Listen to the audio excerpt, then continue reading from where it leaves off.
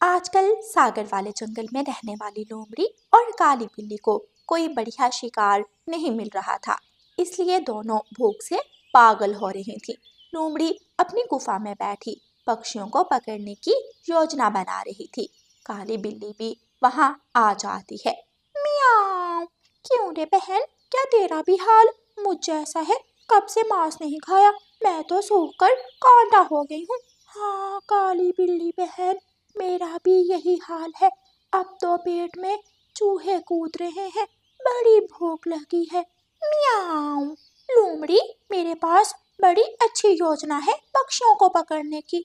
तो फिर जल्दी बताओ, मुझे तो बस मांस खाना है। हम पक्षियों की दावत करेंगे और उन्हें कहेंगे कि हम उनसे दोस्ती करना चाहते हैं।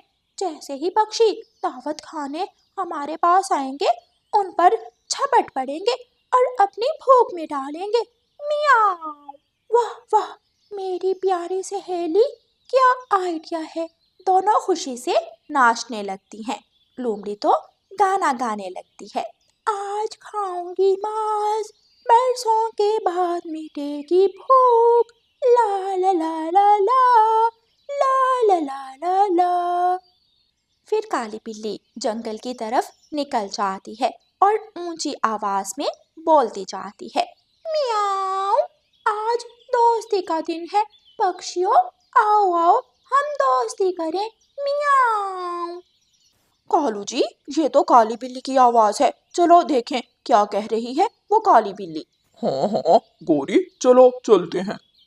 फिर दोनों कौवे घर से निकलते हैं और बड़े पेड़ पर बैठ जाते हैं। मियाओ। इतनी दूर मत बैठो कौवो, पास आओ मेरे। मैं दोस्ती करने आई हूँ। आज दोस्ती का दिन है। मैंने और लोमड़ी ने मिलकर सब पक्षियों की दावत रखी है। मियाओ। तोता, कबूतर और रानो चिड़िया भी वहाँ आ जाते हैं। एक काली बिल्ली और दूसरी लोमड़ी, मतलब आज कोई पक्का प्लान बनाया है मांस खाने का। लेकिन हम पक्षी इतने पागल नहीं हैं, समझी बिल्ली मौसी। मेरी दोस्त लोमड़ी मंडी गई है भोजन बनाने का सारा सामान खरीदने। मैं तो बस दोस्ती करने आई थी और दावत का आमंत्रण देने आई थी। बाकी तुम पक्षियों की मर्जी है। मियाओ। आज दोस्ती का दिन है, आओ पक्षियों, हम दोस्ती करें। काली बिल्ली ऐसा कहते हुए आगे बढ़ जाती है। उधर लोमड़ी मंडी पहुंच गई थी। डरो मत चाचा छम छम, मैं तुझे खाने नहीं आई।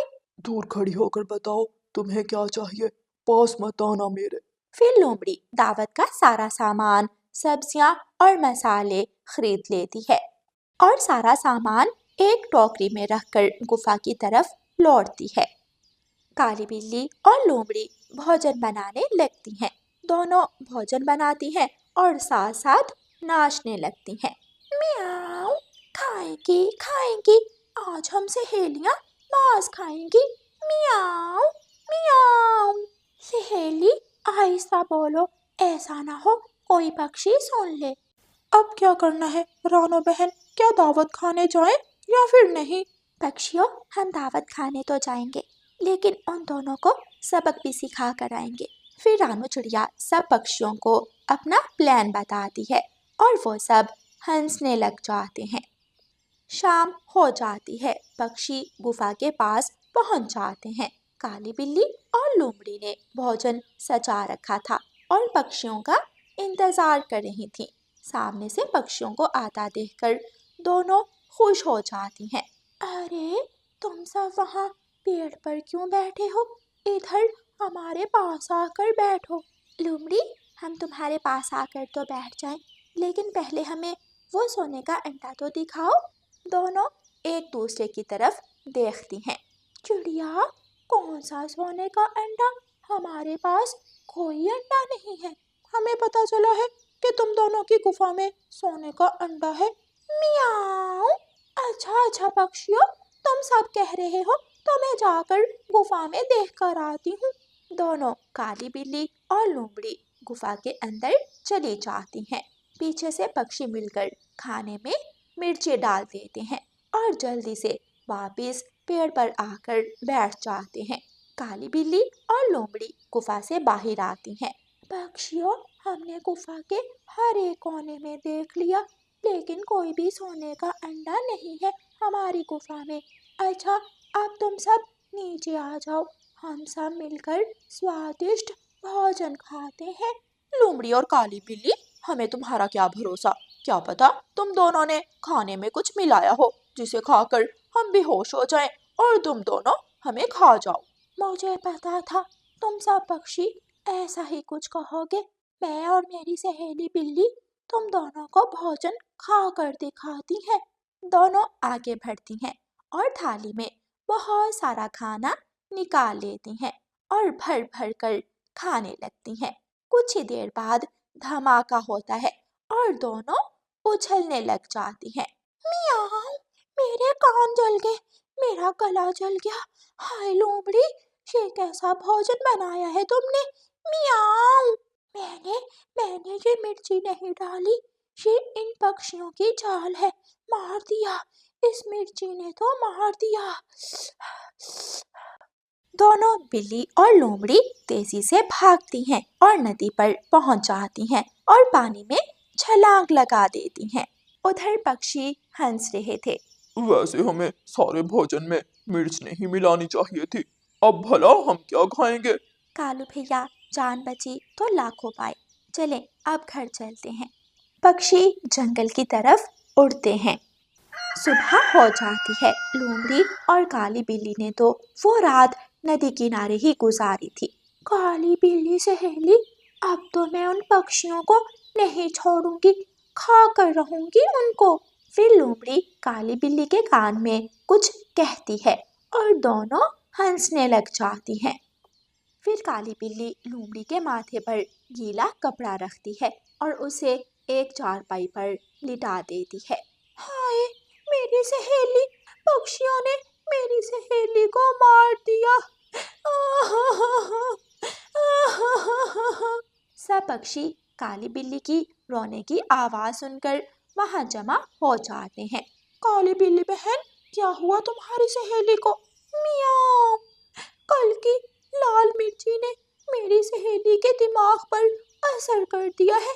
लगता है मेरी सहेली लोमड़ी का आखिरी समय आ गया है। मियाओ। कहीं तुम दोनों फिर से कोई नाटक तो नहीं कर रही? तोते भैया, वैसे सच भी हो सकता है। पक्षियों, मेरी सहेली की आखिरी इच्छा है, वो आसमान में उड़ना चाहती है। इतनी भारी लोमड़ी को हम अपनी पीठ पर नहीं उठा सकते। ऐसा करो, इसे एक टोकरी में रख दो। फिर एक बड़ी टोकरी में लोमड़ी को डाल दिया जाता है और एक तरफ से रानो चिड़िया और दूसरी तरफ से तोता डंडा डालकर लोमड़ी को उठा लेते हैं। बेवकूफ पक्षी, आखिर मेरी जाल में फंस ही गए। लोमड़ी तोते की तरफ झिपटा मारती है और उसे पकड़ने की कोशिश करती है, लेकिन तभी रानो चिड़िया और तोते को लोमड़ी की चाल समझ में आ जाती है और दोनों डंडे को छोड़ देते हैं। लोमड़ी सीधी जाकर कांटों वाली झाड़ियों में गिर जाती है। मार दिया, एक बार फिर पक्षियों ने मार दिया। लोमड़ी रोने लग जाती है। उधर काली बिल्ली, जो मुंह खोलकर खड़ी थी कि शायद उसके मुंह में भी मांस का कोई टुकड़ा आ गिरे, लोमड़ी की हालत देखकर डर जाती है और गुफा की तरफ भाग जाती है। पक्षी हंसने लग जाते हैं। प्यारे दोस्तों, इस कहानी को लाइक, अपने दोस्तों के साथ शेयर और चैनल को सब्सक्राइब करना बिल्कुल मत भूलना। आपका धन्यवाद। क्या माँ, ऐसा किया सब पक्षियों ने तोते के साथ? हाँ बेटी, उस दुष्ट चील ने सब पक्षियों को वरगलाया और सबने मिलकर तोते को जंगल से निकाल दिया। बेचारा तोता पता नहीं कहाँ गया होगा। वैसे माँ, बात तो ठीक है, तोता तो इंसानों का पालतू पक्षी है, तो फिर वही जाकर रहे। गौरी, मुझे तुमसे इस बेवकूफ़ी भरी बात की उम्मीद नहीं थी। चाहे वो इंसानों का पालतू पक्षी है, लेकिन है तो एक पक्षी, और फिर हमने उस बेचारे से ये हक छीन लिया। मुझे तो बहुत दुख है इस बात का। अच्छा माँ, अब रखती हूँ फोन, बाद में बात करूंगी। ऐसे कहकर गौरी कौवी कॉल काट देती है और जंगल में निकल जाती है। तोता पेड़ पर बैठा मजे से अपना मीठा फल खा रहा था। गोरी तोते के पास जाती है। ओए हरे तोते, तुझे पता है मेरी माँ वाले जंगल में क्या हुआ है? क्या हुआ है गोरी बहन? चील और कुछ पक्षियों ने मिलकर तोते को जंगल से निकाल दिया, क्योंकि तोता इंसानों का पालतू पक्षी है। ये क्या बात हुई गोरी बहन? फिर वो बेचारा तोता कहाँ गया? क्या पता कहाँ गया होगा। तोते, मुझे अपना मीठा फल दे दो। मैं क्यों दूं अपना मीठा फल? जाकर खुद खोजो अपना भोजन। अरे तोते, मुझे ये मीठा फल दे दे, वरना मैं भी तुझे इस जंगल से निकलवा दूंगी। अगर इस जंगल में रहना चाहता है तो मुझे मीठा फल देना होगा। मेरे जंगल के सब पक्षी बहुत अच्छे हैं, वो कभी भी मुझे इस तरह निकलने नहीं देंगे। तुझे तो पता है मोटी चोंच वाले तोते, वो चील चाची मेरी सहेली है। मैं चील को अपने साथ मिला लूंगी। सोच फिर तेरा क्या होगा। तोता बेचारा गोरी कफी की ये बात सुनकर डर जाता है। नहीं नहीं गोरी, ऐसा मत करना प्लीज। ये लो मेरा मीठा फल, तुम खा लो, लेकिन प्लीज मेरे साथ ऐसा मत करना। तोता अपना मीठा फल गोरी कफी को दे देता है और डर कर वहां से भाग जाता है। इस मोटी चोंच वाले को तो मैं जंगल से निकलवा कर ही रहूंगी। अगली सुबह गोरी कफी फिर से जंगल में निकली हुई थी। तोता अमरूद खा रहा था। गोरी कफी तोते को देख लेती है। गोरी जल्दी से तोते के पास जाती है। चल मोटी चोंच वाले, अमरूद मुझे दे और भाग जा यहाँ से। क्या तुम अब रोज मेरा भोजन छीनने आ जाओगी? हाँ तो और क्या, जिस दिन तूने मुझे भोजन नहीं दिया वो दिन जंगल में तेरा आखिरी दिन होगा, समझा? गोरी, मैं नहीं डरता तुमसे। मेरे जंगल के सारे पक्षी मेरे साथ हैं। मुझे तुम जैसी काली कवि से डरने की जरूरत नहीं है। तोता अपना अमरूद उठाता है और वहां से चला जाता है। मोटी चोंच वाले हरे तोते, ये तूने अच्छा नहीं किया। अब तू देख मैं क्या करती हूँ तेरे साथ। गोरी कफी उड़ती है और चील की गुफा में पहुंच जाती है। आओ आओ गोरी, तुम विश्वास नहीं करोगी, लेकिन अभी मैं तुम्हें ही याद कर रही थी। चील चाची, कहीं तुम भूखी तो नहीं हो? मुझे खाने का तो नहीं सोच रही थी? नहीं गोरी, मैं तो सोच रही थी जितनी तुम चालाक और दोगली हो, तुम्हें तो मेरी बहन होना चाहिए था।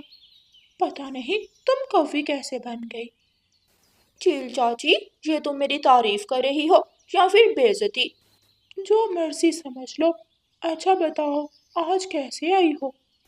उड़कर आई हूँ चील चाची। चील गोरी को गुस्से से देखती है तो गोरी चुप कर जाती है। अच्छा चील चाची, मेरी बात सुनो, मुझे तुम्हारी मदद चाहिए। फिर गोरी कफी सारी बात चील को बताती है। उस तोते को जंगल से निकालने में मैं तुम्हारी मदद करूं, इससे मेरा क्या फायदा होगा? जब उसे जंगल से निकाला जाएगा वो अकेला हो जाएगा, फिर तुम उसे खा लेना। वैसे गोरी, मानना पड़ेगा तुम बहुत चालाक हो। अच्छा चील चाची, अब चलो मेरे साथ। रानो चिड़िया अपने घर में बैठी थी। रानो चिड़िया को बाहर से गोरी कफी और चील की आवाज आती है। रानो चिड़िया जल्दी से बाहर जाती है। गोरी कफी और चील चाची ने हाथ में पोस्टर की तरह कुछ पकड़ रखा था, जिस पर लिखा था कि तोते को इंसानी बस्ती में भेजो, और दोनों ऊंची ऊंची आवाज में चिल्ला रही थी। तोते को जंगल से निकालो, तोते को जंगल से निकालो, तोते को जंगल से निकालो, तोते को जंगल से निकालो। थोड़ी ही देर में सब पक्षी वहां जमा हो जाते हैं। ये क्या लगा रखा है तुम दोनों ने? और चील, तुम हमारे इलाके में क्यों आई हो? चाचा छमछम, इस तोते को जंगल से निकालो, ये इंसानों का पालतू पक्षी है। तभी गोरी की नजर कबूतर पर पड़ती है। कबूतर, तुझे तो मैं भूल ही गई, इस कबूतर को भी निकालो, ये भी इंसानों का पालतू पक्षी है। ये क्या लगा रखा है कि निकालो? हम सब पक्षी आजाद हैं, जिसका जहां दिल करेगा वो वही रहेगा। आप दोनों कौन होती हो किसी से उसकी आजादी छीनने वाली? गोरी, तुम भी एक पक्षी हो, आखिर तुम किसी दूसरे पक्षी के बारे में ऐसा कैसे सोच सकती हो? हाँ गौरी, तुम भी हमारी जैसी एक पक्षी हो। तुम्हें शर्म आनी चाहिए। तुम इस चील के साथ मिलकर अपने जंगल के पक्षियों को जंगल से निकालने की बात कर रही हो। गोरी को तो लगा था कि जंगल के पक्षी उसकी बात मान लेंगे, लेकिन सब गोरी कवि को बातें सुना रहे थे। देखो पक्षियों, अगर हम तोते और कबूतर को इंसानों की बस्ती में नहीं भेजेंगे तो हो सकता है इंसान हमारे भी दुश्मन बन जाए। ओह, अच्छा, तो क्या ये बात आपको खुद किसी इंसान ने आकर बताई है?